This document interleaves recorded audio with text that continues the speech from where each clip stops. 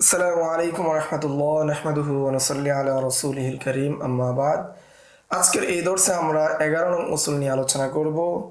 সেটা হলো যদি কুতুব যাহির রিওয়ায়ার যে 6 কিতাব আছে এই কিতাবগুলোর মধ্যে যদি পরস্পর রিওয়ায়াতের মধ্যে বিরোধ হয়, ইখতিলাফ হয়, তাহলে কোনটাকে গ্রহণ করা হবে এই নিয়ে আজকের এই দর্শে আমরা আলোচনা করব। তো 11 নং উসুল 11 নম্বর কায়দা মানে সিয়ারুল কাবিরের উপর কি করতে হবে, নির্ভর করতে হবে। যদি দেখা যায় যে ইখতিলাফ হয় তাহলে এর মধ্যে সর্বশেষ কিতাব যেহেতু আসিয়ারুল কাবির, আসিয়ারুল কাবিরের উপর নির্ভর করতে হবে। তবে আসিয়ারুল কাবির যেহেতু কি সর্বশেষ কিতাব, সাথে সাথে এটা মাগাজির কিতাব, আর অন্যান্য কিতাবগুলো অন্যান্য বিষয়ে, সেই বিষয়ে তো আসিয়ারুল কাবিরের মধ্যে অন্যান্য বিষয়গুলো থাকবে না। সেই হিসাবে সর্বশেষ যে কিতাবটা আছে সেটার উপর নির্ভর করতে হবে। মতলবুন ফিল আখজি বিমা ফি সিয়ারিল কাবির আনদা ইখতিলাফিল আকওয়াল ইল্লা ইদা ইখতারাল মাশাইখ খিলাফাহু। যখন ইখতিলাফ তৈরি হয়ে যাবে, কিতাবাদির মধ্যে যখন ইখতিলাফ তৈরি হয়ে যাবে, তখন আসিয়ারুল কাবিরের মধ্যে যা আছে সেটাকে গ্রহণ করা হবে। তবে যদি এর বিপরীত মাশাইখগণ গ্রহণ করেন সেটা ভিন্ন কথা। ওয়াফি শারহিল আশবালিল বিরি, আশবালিল বিরির শরহের মধ্যে এসেছে ক্বালা উলামাউনা, আমাদের উলামাগণ বলেন, ইদা কানাতিল ওয়াকিআতু মুখতালিফান ফিহা, যদি ঘটনা যদি কি হয়, ভিন্ন হয়, যাহির রিওয়ায়ার যে 6 কিতাব রয়েছে পরস্পরেরটার মধ্যে যদি কি হয়, ইখতিলাফ হয়, ফাল আফদালু ওয়াল মুখতারু লিল মুজতাহিদি আন ইয়ানজুরা বিদ-দালালাতি ওয়া ইয়াস্তানিদা ইলা রাজিহা ইনদাহু। তখন উত্তম হলো এবং গ্রহণযোগ্য বিষয় হলো যে মুজতাহিদের জন্য প্রথমে কি দেখবে, দলিল-আদিল্লাহগুলো দেখবে, ওয়া ইয়াস্তানিদু ইলা রাজিহা ইনদাহু, এবং তার নিকট যেটা রাজে সেটার উপরে নির্ভর করবে।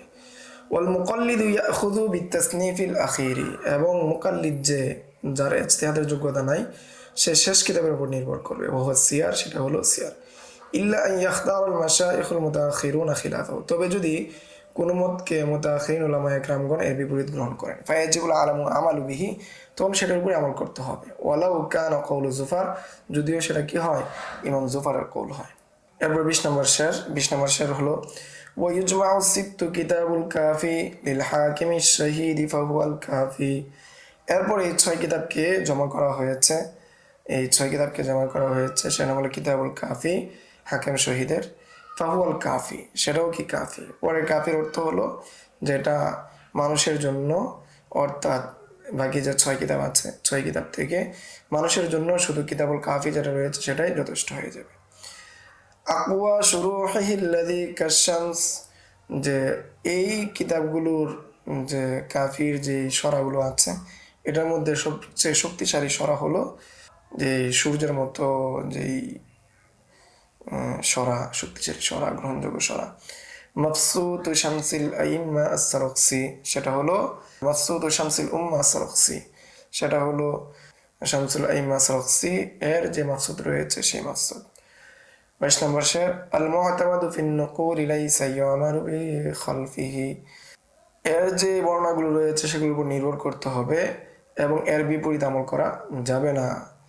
ওয়ালাইসা আনহু ইউআদালু, এবং এর বিপরীত কি করা যাবে না, অন্যটার উপর নির্ভর করা যাবে না, এটার উপরে কি করতে হবে, নির্ভর করতে হবে। মতলবু কাফিল হাকিম জামা কালাম মুহাম্মাদিন ফি কুতুবিহি সিত্তিল্লাতি হিয়া যাহিরুল রিওয়ায়া। এখন আমরা আলোচনা করব যে হাকিম শহীদের যে কাফি রয়েছে এটা তার উদ্দেশ্য কি, যেটাকে জমা করেছেন, যেটার মধ্যে জমা করা হয়েছে ইমাম মুহাম্মদের 6 কিতাব যাহিরুল রিওয়ায়া। ওয়া মাকসুদুস সারখসি শারহুহু, এবং ইমাম সারখসির যে মাকসুদ বা তার শরহ যে আছে সেটা দ্বারা উদ্দেশ্য কি, সেটা দ্বারা কোন কিতাব বোঝানো হবে তা নিয়ে আলোচনা করা হবে।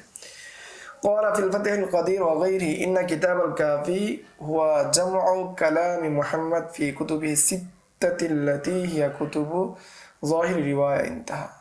ফতুল কাদিরের মধ্যে এসেছে যে কিতাবুল কাফির মধ্যে ইমাম মুহাম্মদের যে 6 কিতাব যাহির রিওয়ায়া, এই 6 কিতাবকে একত্রিত করা হয়েছে। ওয়াফি শারহিল আশবালিল আল্লামা ইব্রাহিম আল বিরি, যে আশবা ওয়ান নাজারের যে শরা আল্লামা ইব্রাহিম আল বিরি, এর মধ্যে এসেছে ইয়াইলাম আন্না মান কাতাবা মাসাইল আল উসুলি কিতাবুল কাফি লিল হাকিম শহীদ, যেটা কি আন্না মিন কুতুবি মাসাইল উসুল কিতাবুল কাফিল হাকিম শরীফ, জেনে রাখো মাসাইল উসুলের যে সমস্ত কিতাব আছে সেগুলোকে লেখা হয়েছে একত্রে, সেটা হলো কিতাবুল কাফি, এর লেখক হলেন হাকিম সাহেব। ওয়া কিতাবুল মুআতামাদুন ফি নাকলিল মাযহাব, এটা গ্রহণযোগ্য নির্ভরযোগ্য একটা কিতাব মাযহাবের নকল বিষয়ে। ওয়া শাররাহু জামাআতুন মিনাল মাশায়েখ, এবং এই কিতাবকে অনেকেই কি করেছেন, শরহ করেছেন, অনেকেই এই কিতাবের ব্যাখ্যা করেছেন মাশায়েখদের থেকে। মিনহুম, তাদের মধ্যে অন্যতম হলেন শামসুল আইম্মা সারাখসি, ওয়া হুয়াল মাশহুর বিমাকসুদ সারাখসি, এটা প্রসিদ্ধ হলো মাকসুদ সারাখসি নামে এটা প্রসিদ্ধ। وقال الشيخ إسماعيل النابلسي عن العلامة তরসুসি, শেখ ইসমাইল আন-নাবিলিসি তিনি আল্লামা তরসুসি থেকে বলেন, মাকসুদ সারাখসি লা ইউআমালু বিমা ইউখালিফু, সারাখসির যে মাকসুদ আছে সেটার বিপরীত কি করা হবে না, আমল করা হবে না। ওয়ালা ইউরকানু ইল্লা ইলাইহি, সেটার উপর নির্ভর করা হবে। ওয়ালা ইফতা ওয়ালা ইউআওয়ালু ইল্লা আলাইহি, সেটার উপরই ফতোয়া দেওয়া হবে, সেটার উপরই নির্ভর করা হবে। وذكر التميمي في طبقاته أشعار كثيرة في مدحه, যে তামিমি তার তবকার কিতাবের মধ্যে অনেকগুলো শের উল্লেখ করেছেন এই কিতাবের। মিনহা মা আনশাদাহু লিবাদিহিম, তার মধ্যে কতগুলো যেটা করা হয় যে আলাইকা বিমাকসুদ সারাখসি, যে তোমাদের জন্য আবশ্যক হলো মাকসুদ সারাখসিকে আঁকড়ে ধরা। ফাইন্নাহু ওয়াল বাহরু ওয়াদ দুররুল ফারিদ মাসাইলু, কেননা সেটা হলো সমুদ্র, জ্ঞানের সমুদ্র। ওয়াদ দুররুল ফারিদ, একক মণিমুক্তা, মাসাইলু, তার মাসাইলগুলো, তার বর্ণনাগুলো একক মণিমুক্তা।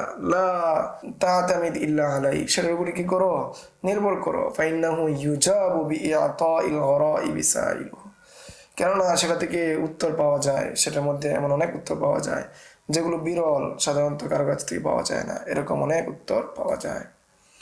قال العلامة الشيخ هبة الله البعلي في شرحه على الأشباه, তিনি বলেন, المقصود للإمام الكبير محمد بن محمد بن أبي سهل السرخسي أحد الأئمة الكبار, যে ইমাম মুহাম্মদের যে মাকসুদ للإمام الكبير محمد بن محمد أبي سهل السرخسي, তার যে মাকসুদ যেটা রয়েছে, তিনি হলেন একজন মহান ইমাম। আল মুতাকাল্লিম, একজন আকীদাবিদ, অর্থাৎ মুতাকাল্লিম, আকীদার ক্ষেত্রে একজন মহান পণ্ডিত। আল ফকিহ আল উসুলিয়্য লাজিমা শামসুল আইম্মা আব্দুল আজিজ আল হালওয়ানি, যে তিনি শামসুল আইম্মা আল হালওয়ানির নিকট কি তার সান্নিধ্য অর্জন করেছিলেন। ওয়া তাখাররাজা বিহি, এবং তিনি তার থেকে সর্বোচ্চ জ্ঞান অর্জন করেছেন। হাত্তা সারা আনজার আহলি জামানি, এমনকি তিনি তার সময়ের দলিল হয়ে গিয়েছিলেন। ওয়া আখাযা বিত তাসনিফ, এবং যে তিনি তার দিকে তাসনিফ লিখেছেন। ওয়া আমলাল মাবসুদ নাহওয়া 15 মুজাল্লাদান, এবং তিনি মাসুদ লিখিয়েছেন প্রায় 15 খণ্ডে। ও হুয়া ফি সিজনি বাউজজান্ত বিকালিমাতি কানা ফিহা মিনান নাস হিনা তুফিয়া সানাতা 90 ওয়া 400 হিজরিয়া, যে তিনি কি করলেন, সেই জায়গায় জেলের মধ্যে থাকা অবস্থায় তিনি কি করলেন, তাকে দিয়ে কিতাবটা লেখা দেন, এবং তাকে জেলে বন্দী করা হয়েছিল। তিনি কি করেছিলেন, একটা ফতোয়া দিয়েছিলেন, হিতাকাঙ্ক্ষী হয়ে একটা ফতোয়া দিয়েছিলেন সেই ফতোয়ার ভিত্তিতে, এবং তার ওফাত হয়েছিল 490 হিজরিতে। এই ছিল সংক্ষিপ্ত আলোচনা, আজকের দর্শ এ পর্যন্তই। আসসালামু আলাইকুম ওয়া রাহমাতুল্লাহ। يؤتي الحكمة من يشاء ومن يؤت الحكمة فقد أوتي خيرا كثيرا وما يذكر إلا أولو الألباب.